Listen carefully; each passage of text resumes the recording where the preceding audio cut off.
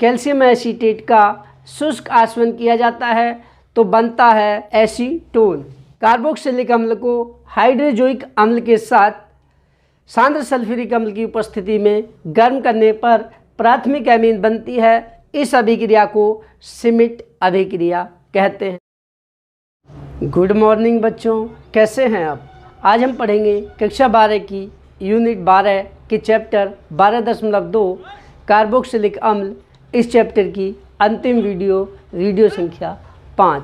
बच्चों, आज इस वीडियो में हम बोर्ड परीक्षा के लिए अत्यंत महत्वपूर्ण बहुविकल्पीय प्रश्न इसके बारे में पढ़ेंगे, इसलिए पूरी वीडियो को बिना स्किप किए हुए ध्यान से देखिए ताकि आपको ये सभी विकल्प वाले प्रश्न अच्छे से समझ आ सकें। बच्चों, ये बोर्ड परीक्षा के साथ साथ कंपटीशंस के लिए भी महत्वपूर्ण है।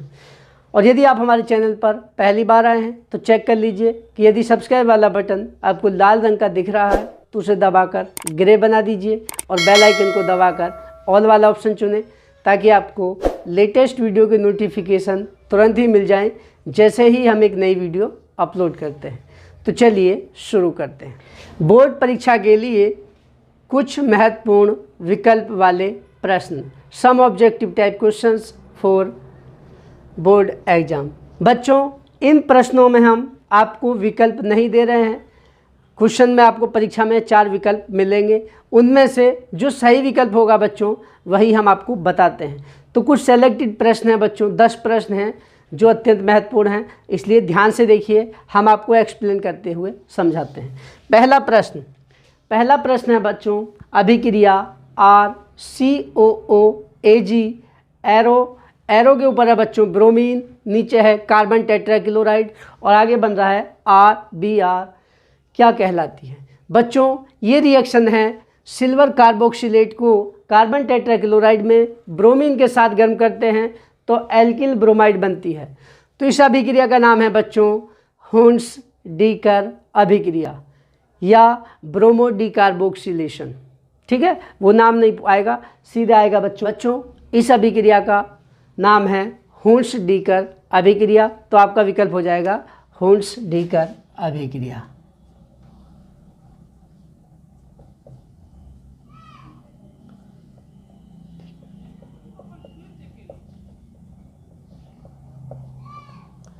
दूसरा प्रश्न है बच्चों, कैल्शियम एसीटेट का शुष्क आसवन करने पर बनता है। बच्चों, जब कैल्शियम एसीटेट का शुष्क आसवन किया जाता है तो बनता है एसीटोन। तो प्रोडक्ट क्या हो जाएगा बच्चों? सही विकल्प एसीटोन। रिएक्शन आपको दिखाते हैं, अभी देखिए रिएक्शन होगी बच्चों इस तरह से, CH3COO का होल ट्वाइस Ca, इसका किया जाएगा बच्चों शुष्क आसवन तो बनता है आपका कैल्शियम मतलब acetone, CH3CO CH3 plus CaCO3। ये है कैल्शियम एसीटेट का बच्चों शुष्क आसवन करते हैं तो एसीटोन बनता है और कैल्शियम कार्बोनेट। तो सही विकल्प क्या हो जाएगा बच्चों इसमें? एसीटोन।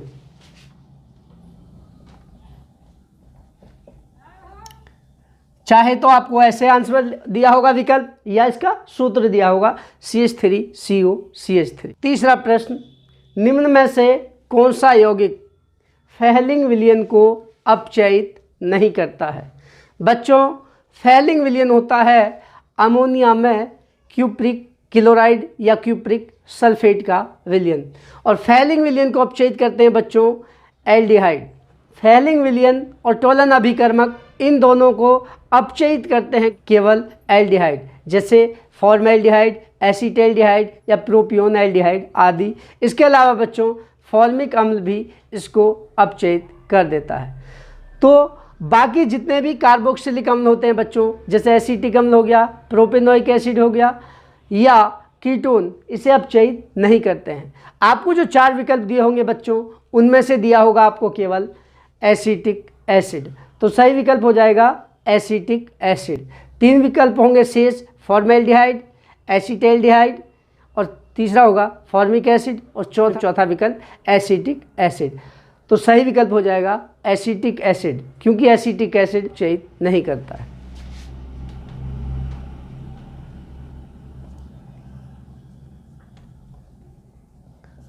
फॉर्मिक एसिड, ये एल्डिहाइड नहीं है, फिर भी टोलन अभिकर्मक और फेलिंग विलयन को अपचयित कर देता है। ऐसा क्यों होता है बच्चों? यदि इसके बारे में आपको जानना है तो हमारे दूसरे चैनल ट्रैक केमिस्ट्री शॉर्ट पर इससे संबंधित वीडियो कल आएगी, उसे आप देख लेना, आपको समझ आ जाएगा क्यों फॉर्मिक अम्ल कार्बोक्सिलिक अम्ल होने के बावजूद फेलिंग विलयन और टोलन अभिकर्मक को अपचयित कर देता है।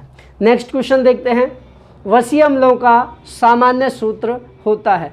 वसीय अम्ल का मतलब है बच्चों मोनोकार्बोक्सिलिक अम्ल। इनका सामान्य सूत्र होता है बच्चों CnH2n+1 COOH। या तो आपका ये सही विकल्प होगा, इसकी जगह बच्चों हम लिख देते हैं एल्किल समूह की जगह R भी दिया होता है, ठीक है। ये होता है इनका सामान्य सूत्र, या इसी को अणुसूत्र के रूप में लिख सकते हैं बच्चों CnH2nO2। ये भी बच्चों इसका सूत्र होता है। तो सही विकल्प क्या हो जाएगा? वसीय अम्लों का सामान्य सूत्र होता है या तो ये होगा CnH2n+1 COOH या CnH2nO2। नेक्स्ट क्वेश्चन देखते हैं बच्चों। मेलोनिक अम्ल। मेलोनिक अम्ल होता है CH2COOH का होल ट्वाइस डाइकार्बोक्सिलिक अम्ल है, को गर्म करने पर बनता है। मेलोनिक अम्ल को बच्चों गर्म करते हैं, देखिए क्या बनता है CH2COOH। होल ट्वाइस का मतलब है बच्चों CH2 के साथ 2 COH ग्रुप जुड़े हुए हैं। जब इसको गर्म किया जाता है बच्चों तो देखिए यहाँ से CO2 निकल जाएगी इतना पोर्शन और बाकी का जुड़ जाएगा। ये वाला H इसके साथ जुड़ेगा और ये क्या हो जाएगा CH3COOH और CO2 गैस इसमें से निकल जाएगी। तो क्या बनेगा बच्चों? मेलोनिक अम्ल को जब गर्म किया जाता है तो बनता है एसिटिक अम्ल। इसके बारे में ज़्यादा डिटेल से जानने के लिए बच्चों मोनोकार्बोक्सिलिक अम्ल या कार्बोक्सिलिक अम्लों के बनाने की विधि, जिसकी लिंक इस वीडियो के डिस्क्रिप्शन में है, वहाँ से देख लीजिए, आपको और अच्छे से समझ आ जाएगी। तो सही विकल्प हो जाएगा बच्चों मेलोनिक अम्ल को गर्म करने पर बनता है एसिटिक अम्ल। सही विकल्प होगा आपका एसिटिक अम्ल। एसिटिक अम्ल का सूत्र होगा बच्चों CH3COOH। चाहे तो नाम से दिया होगा, चाहे तो ये विकल्प लिख देना आप सूत्र के रूप में, ठीक है। तो मेलोनिक अम्ल को गर्म करने पर जो बनता है वो यौगिक है, सही विकल्प एसिटिक अम्ल CH3COOH। इनमें से एक दिया होगा, या तो नाम दिया होगा या तो सूत्र। नेक्स्ट क्वेश्चन देखते हैं। सबसे प्रबल अम्ल है बच्चों, इसमें 4 विकल्प होंगे आपके CH3COOH, दूसरा होगा CH2ClCOOH, तीसरा होगा CHCl2COOH और चौथा होगा बच्चों CCl3COOH। यानी कि एसिटिक अम्ल, मोनो क्लोरो एसिटिक अम्ल, डाइक्लोरो एसिटिक अम्ल और ट्राइक्लोरो एसिटिक अम्ल। बच्चों जैसे जैसे COOH ग्रुप के सापेक्ष अल्फा कार्बन पर हाइड्रोजन परमाणुओं की जगह विद्युत ऋणात्मक समूह या परमाणु जुड़ते जाते हैं, उस अम्ल की प्रबलता उसी क्रम में बढ़ती जाती है। चूंकि ट्राइक्लोरो एसिटिक अम्ल में CCl3COOH यह है ट्राइक्लोरो एसिटिक अम्ल और एक है बच्चों CH3COOH। जैसे जैसे बच्चों इस COH के सापेक्ष पहला कार्बन है अल्फा कार्बन, इस अल्फा कार्बन पर जैसे जैसे इलेक्ट्रोनेगेटिव विद्युत ऋणात्मक समूह या परमाणु बढ़ते जाते हैं, उसकी अम्लीयता या प्रबलता बढ़ती जाती है। तो देखिए इसमें 3 क्लोरीन परमाणु हैं जो कि हाईली इलेक्ट्रोनेगेटिव होते हैं। तो सबसे प्रबल होगा बच्चों ट्राइक्लोरो एसिटिक अम्ल। तो सही विकल्प क्या हो जाएगा CCl3COOH।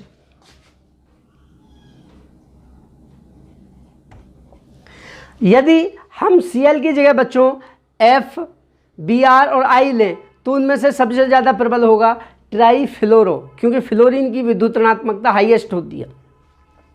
तो इसका सही विकल्प हो गया trichloro acetic acid. Next question है बच्चों, अभिक्रिया में अंतिम उत्पाद C होगा। देखिए रिएक्शन CH3COOH, एसिटिक अम्ल का लिथियम एल्यूमिनियम हाइड्राइड, यह है बच्चों अपचायक। LiAlH4 लिथियम एल्यूमिनियम हाइड्राइड के द्वारा अपचयन किया जा रहा है तो बन रहा है ए को जब PCl5 के साथ रिएक्ट कराते हैं तो बनता है B, और B को जब बच्चों एल्कोहलिक KOH के साथ गर्म करते हैं तो बनता है C।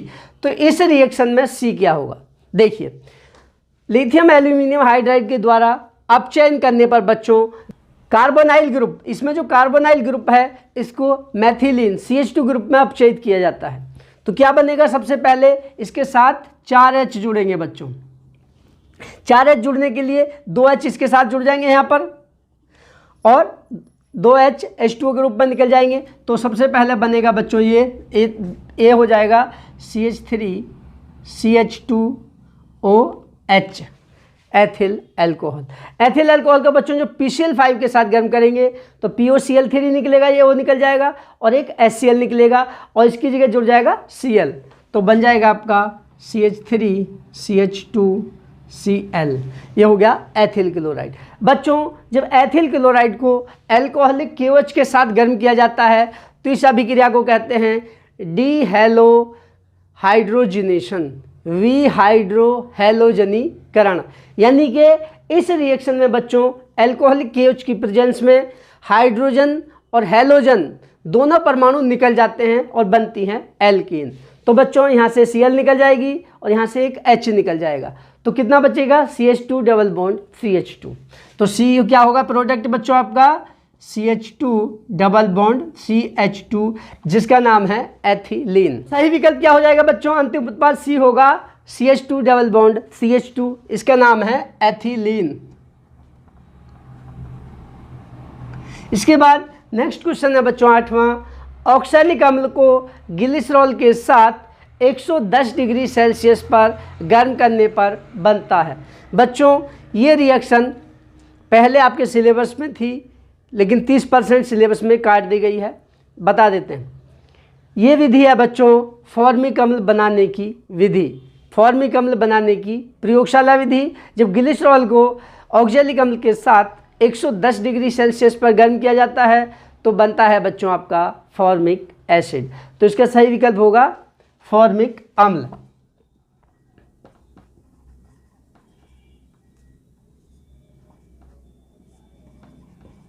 इसका सूत्र होता है HCOOH, ठीक है, ये फॉर्मिक अम्ल बनेगा, सही विकल्प हो जाएगा फॉर्मिक अम्ल। ये रिएक्शन बहुत बड़ी है बच्चों, पूरे बोर्ड पर भी 3-4 स्टेप्स में होती है रिएक्शन, ठीक है। यदि आपको समझनी हो तो आप कमेंट कर देना, हम आपको अलग से इसकी वीडियो बना के समझा देंगे। नेक्स्ट क्वेश्चन देखिए, RCOOH plus N3H arrow concentrated H2SO4 के साथ गर्म करने पर बन रहा है RNH2 plus H2O plus CO2, इस अभिक्रिया का नाम है। बच्चों ये है आपकी कार्बोक्सिलिक अम्ल को हाइड्रोजोइक अम्ल के साथ सांद्र सल्फ्यूरिक अम्ल की उपस्थिति में गर्म करने पर प्राथमिक एमीन बनती है। इस अभिक्रिया को सिमिट अभिक्रिया कहते हैं, नाम से भी पूछ ली जाती है। तो सही विकल्प हो गया आपका बच्चों सिमिट अभिक्रिया।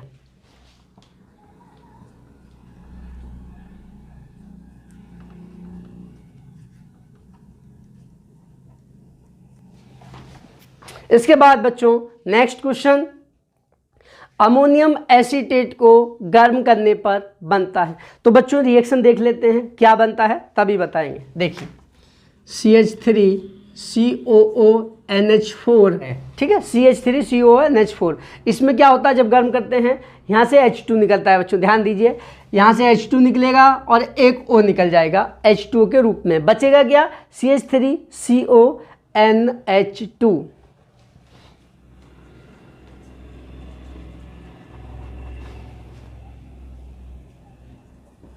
ये रिएक्शन बच्चों होती है, इसमें से H2O निकल जाता है, 2H यहाँ से और एक O यहाँ से और बाकी बचता है ये CH3CONH2 को कहते हैं एसीटेमाइड।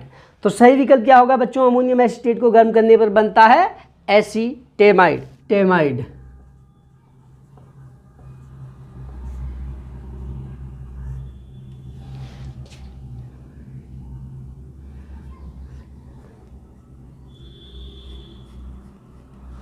एसिटामाइड, एसिटामाइड भी बोल देते हैं इसको, एसिटामाइड भी बोल देते हैं। ठीक है, तो ये हो गया सही विकल्प।